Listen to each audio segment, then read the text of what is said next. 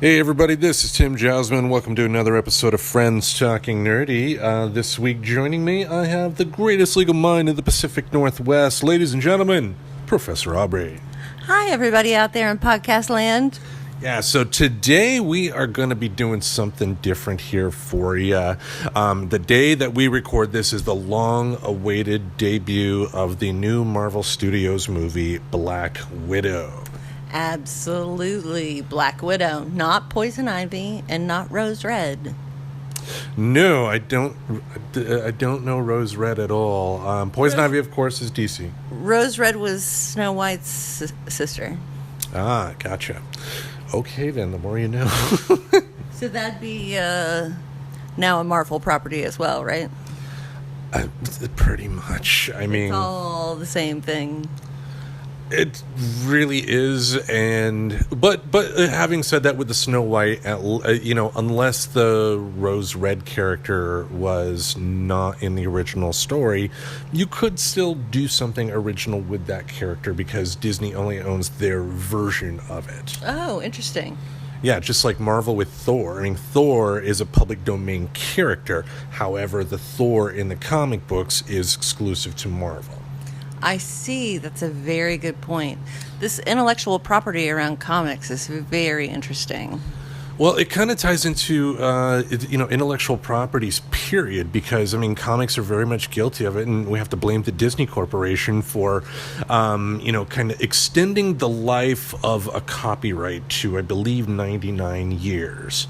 Initially, when copyright laws in the country were, like, and then after you passed away, like, your immediate family afterwards would be able to benefit, and I believe up to, like, 25 years, then it would be in public domain, but now we're just now getting to the point where Tarzan is getting into the public domain, and creatively that is actually kind of sad if you think about it, because a lot of the new creations were just inspired by the old creations. It was just I like this toy that X made, I'm going to make a few adjustments and make it Y toy, Right. And you're not getting that enough lately because of the fact that these intellectual properties are making people a lot of money. You got a lot of lawyers that are nipping a lot of creative endeavors in the bud that in the past would have seen light of day. Because, like Superman, for instance, I just did a paper on Superman in school.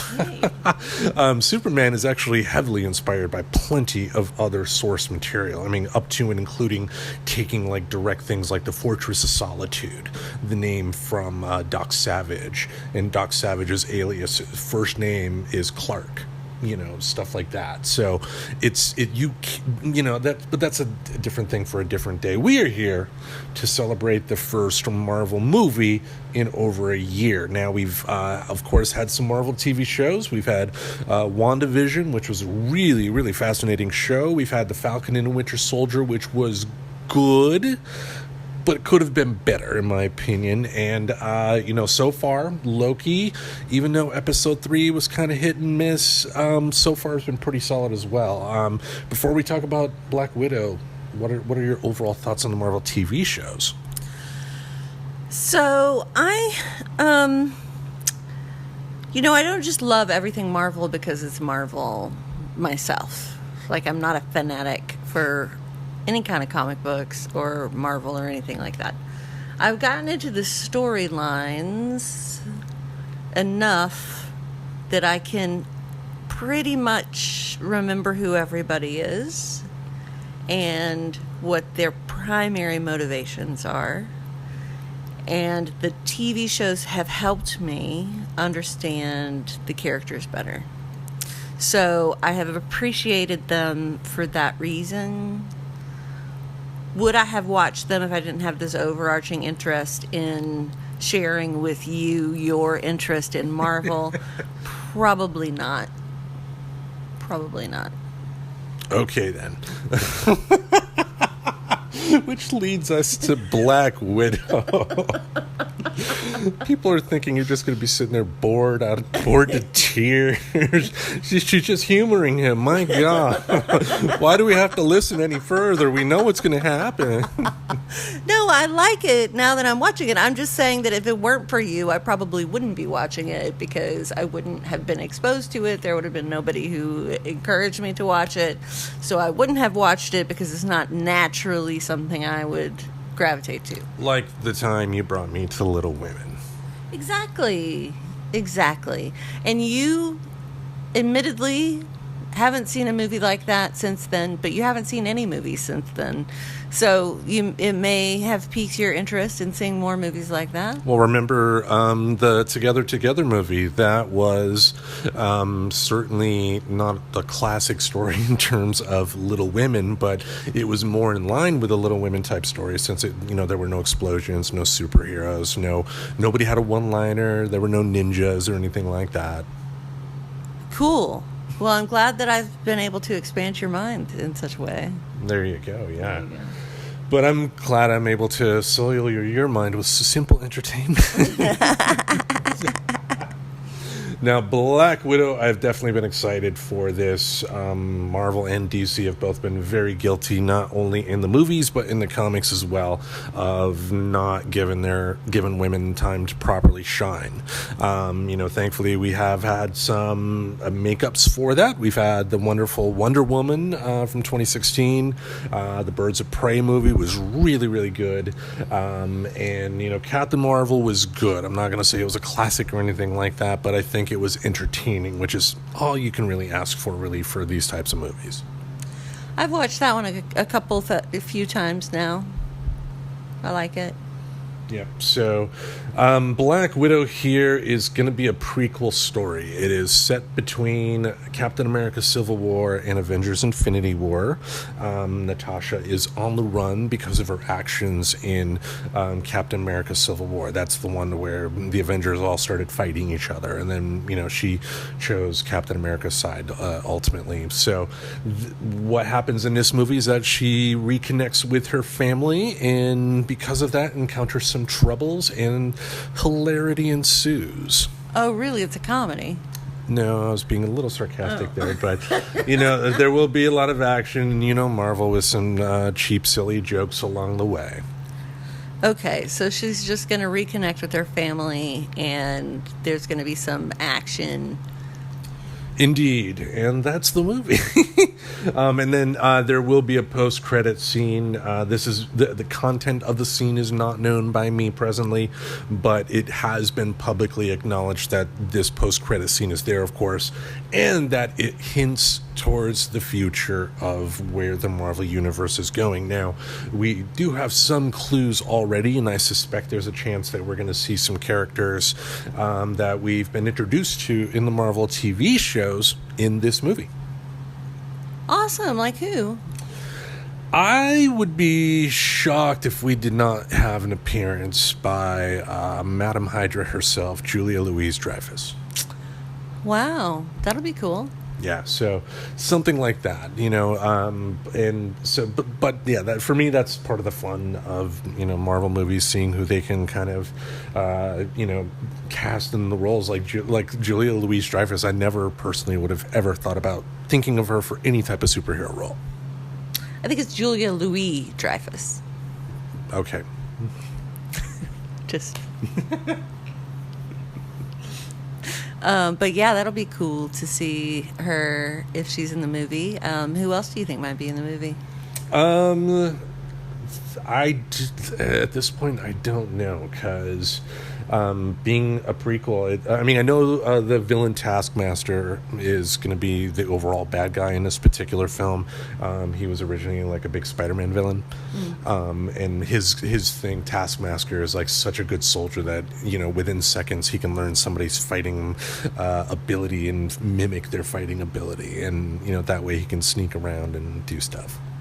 Oh, cool. Yeah, so what we are going to do then is this. We are going to watch the movie, but we also want to keep this podcast up and running, so we're not going to watch the movie with you. We are going to pause the recording here and give you a brief little musical interlude, and then after that musical interlude, you are going to hear our thoughts on the Black Widow movie. Sound good? That sounds excellent. And this is starring Poison Ivy, right? Use the Force, Harry, right? Okay, I'm going to be totally with it, and I'm going to be able to follow what's going on. Okay, and then after that, we will come back and join you all, giving you our thoughts on the movie. So hang tight. We will be right back.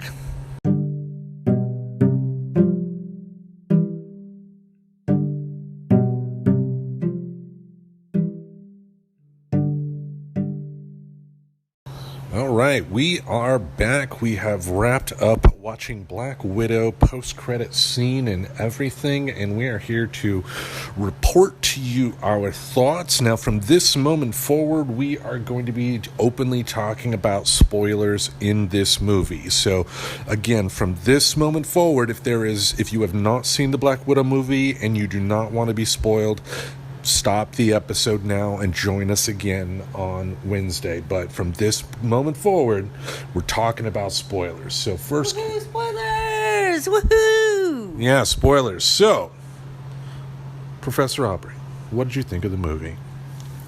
I thought the movie was okay. It was a little slow. It kind of lagged in the middle. And the ending was predictable. But the action scenes were good. Everybody looked nice. And I enjoyed it. The part that I wasn't sleeping through. Yeah, you did have a little bit of a nap there. Yeah. I will say this. I thought it was okay. You know, to your point, it definitely has some enjoyable moments, and being a Marvel movie, they've shown that even at their absolute worst, you're not looking at your watch every 5 minutes. There's something that you're going to find that's going to be enjoyable. However, this could have been so much more than what it was. I really agree with you. I really wanted to understand more of her history, and I feel like they really focused on the fighting more than the story. And even then, they tried to, like the interactions between the family, they just tried to make it more jokey than anything. There was no real substance. Then what really took me out of it was after, Natasha's canceled, you find out that her and her mother's alive, did a face switching thing with the mask, similar that the Black Widow wore in Captain America the Winter Soldier. When that happens, and the bad guy finds out that it happens, you get some flashbacks that kind of just made no sense, and they're there to kind of justify the scene being there, but it still makes no sense. Yeah, I felt like there was a lot of that, really. Yeah, and, I think for me, it's like, at the end of the day, for these types of movies, the number one thing they have to focus on is character. If they don't have you with character, they've lost you. Because if you do care about the characters, you can forgive so much in a movie like this. But really, the only really defined character that I felt was in the movie was Natasha herself. But that's only because we know her history. It's not anything that was really given to us in this film. I agree with you. I feel like I don't know any of the characters, even though we just watched, a pretty long movie. And really that the parents were caricatures of parents who did this terrible, terrible thing. And their children suffered tremendously because of it. And then they're, like you said, they're kind of joking about it. And that's the shtick, is like, oh, the dad is kind of a goofus. Yeah, and you would think that why not have it to where he recognized, because like he was, they put him in prison, but he was still kind of hyping up, still kind of pretending he was still in charge, I guess, even in the jail. Though there was one thing that did kind of interest me that kind of touches back on Falcon and the Winter Soldier, and I'm sure you didn't catch it, but the fact that he mentioned that he fought Captain America, even though in the time Captain America wasn't there. I think that wasn't a mistake. I don't know how they're going to touch upon that again, but I think we're going to find out, especially with another Captain America movie coming out, and the fact that we find out in the Falcon and the Winter Soldier that the United States has a long history of testing super soldier experiments on people. I think we're going to find out some more about that and find out that her dad, the Red Guardian, actually had a fight with who he thought was Captain America. It wasn't Steve Rogers, but was a superhuman that the United States at the time called Captain America. Oh, you think so? I thought maybe he was just making it up to like big up himself. And that's certainly possible as well. I just, especially because he's, Natasha Romanoff's father, I don't know if they would go that far. I think they showed him being, to your point, a goofus more than anything. But, they showed that, I guess, he thought he had the best intentions, but learned from his mistakes and ultimately did his best to try and make amends. But, I don't know. Yeah, I don't really, I didn't really care much about any of the characters in the movie, really. Yeah, and I think the biggest disappointment to me was Taskmaster, because, Taskmaster, as far as Marvel villains go, he's not in the upper echelon, but he's a good, solid mid-guard bad guy. And, it wasn't that they turned Taskmaster into a woman. That's not the issue. The issue to me was Taskmaster was just there. There was no real purpose, and you find out that Taskmaster is the bad guy's daughter that Natasha thought she gave up for dead, for an explosion that occurred that was her entry into S.H.I.E.L.D. But it just had no emotional depth. I mean, it was similar to what they did. Right, like they could have done like some flashbacks to Antonio's transformation from being the injured child to being a super soldier, but there was none of that. And I get why they couldn't go that route, because Natasha was of the understanding that this kid was dead. So it was giving us, the audience, that information from the outset could expect the audience to want the story to go in a different direction than where they went. But that doesn't mean where they went was good. After they reveal who it is, they could do a flashback. But my point is that up until that point, there was just nothing. I mean, why couldn't... Because, like, I was thinking back to what they did with Ant-Man. Ant-Man had a similar type of... was it Ant-Man and the Wasp? The second one, where they had the villain Ghost. But you find out that, it was... that the Ghost character had that ailment due to experiments that Hank Pym and somebody else did. And then ultimately, they end up helping Ghost, the Ghost character at the end. So it was kind of similar in that way, but without giving Taskmaster anything to say whatsoever, we, the audience, had nothing to care for this reveal. So when it was revealed that it was this guy's daughter, it was just like, who cares? Right. Yeah, so... Wow, all for a movie that I thought was okay. But that's the thing, it's like... you can't expect every movie to be the greatest movie ever. So it's... You did expect this one to be pretty good. Like, given the lack of movies that have been coming out, I did expect that the movies that would come out around this time would be good ones. Well, I mean, you got to keep in mind, this was made to be released in about May of 2020, last year. So, the fact that we got the TV shows first, I think kind of... I don't know, muted the response to this or something. Yeah. And which is not necessarily a bad thing, I guess. But overall, I just think the story was kind of lacking. Yeah. I didn't really feel there was much to it. Yeah, I mean, if anything, it's like a nice coda, a nice send-off for Natasha, because you do realize now that, when by the time she did die, she was able to, make amends with her past, and when she died, she was truly at peace. So, finding that out as a personal note for how I care about that character, that was nice to see. Yeah, that's a good point. Now, my big win in terms of my guess on who was going to be at the end, Julia Louis-Dreyfus definitely made an appearance, and we find out that Natasha's sister Yelena Belova is already working with her. So Yelena Belova, who will become essentially the next Black Widow, and the fake Captain America guy are working on the same team with Madam Hydra. With Madam Hydra. So they are working for the bad guys. Well, remember though, it's I wouldn't necessarily say mustache twirling bad guys here. I think this is one of those government type of agencies to where they may do some good work, but they're also selfish, and they will make it's. You know what I mean? No, say some more about that. They're not, they feel they're on the cause of right, but they feel that their actions justify the means. Or the means justify the end. Means justify the ends, yes. Or the ends justify the means. Yes, that. The ends justify the means. I see what you're saying.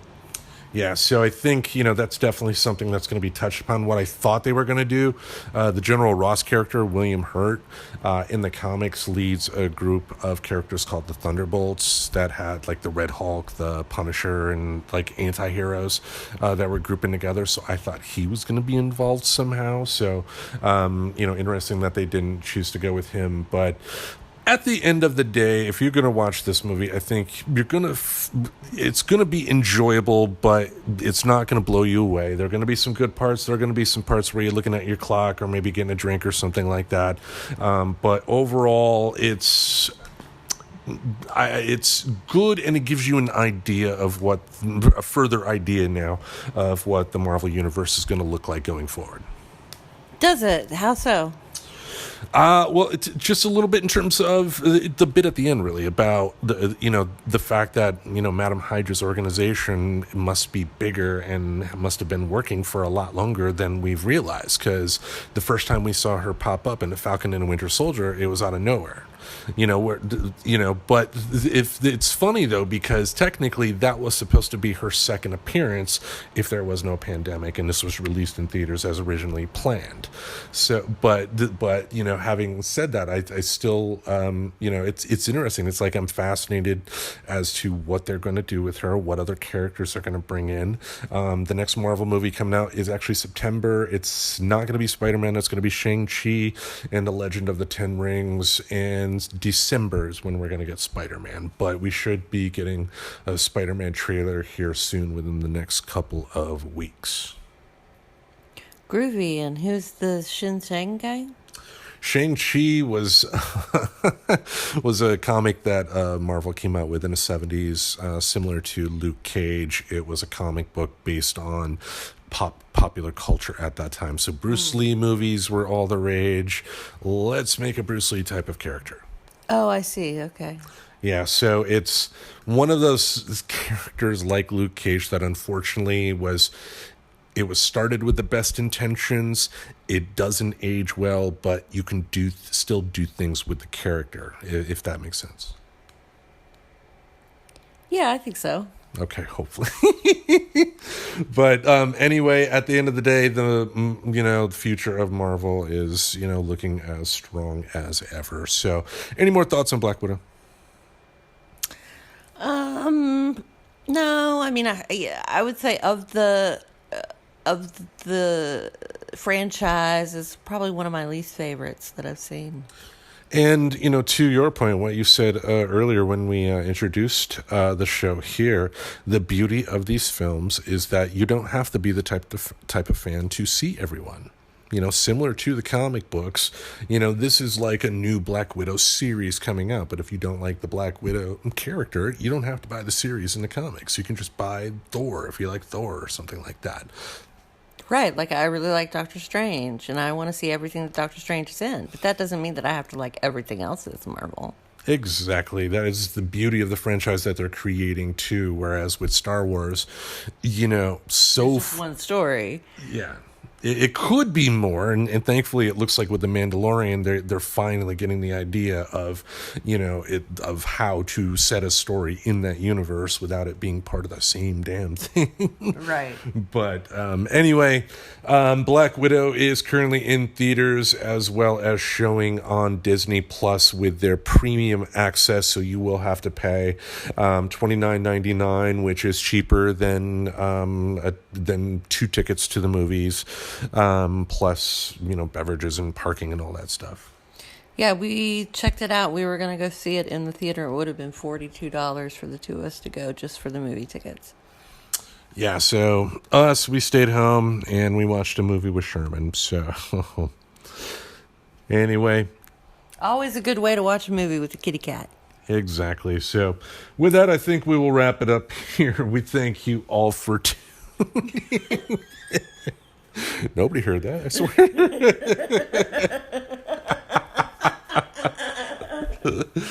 Anyway, we'll wrap it up here. We thank you all for listening. Remember, every Wednesdays and Saturdays, we will have something on this podcast feed to entertain your ears with. In the meantime, we bid you adieu. Good night, everyone. Subscribe to Friends Talking Nerdy on iTunes, the Google Play Music Store, as well as Spotify. Remember to support Friends Talking Nerdy on Patreon. Goodbye, darling.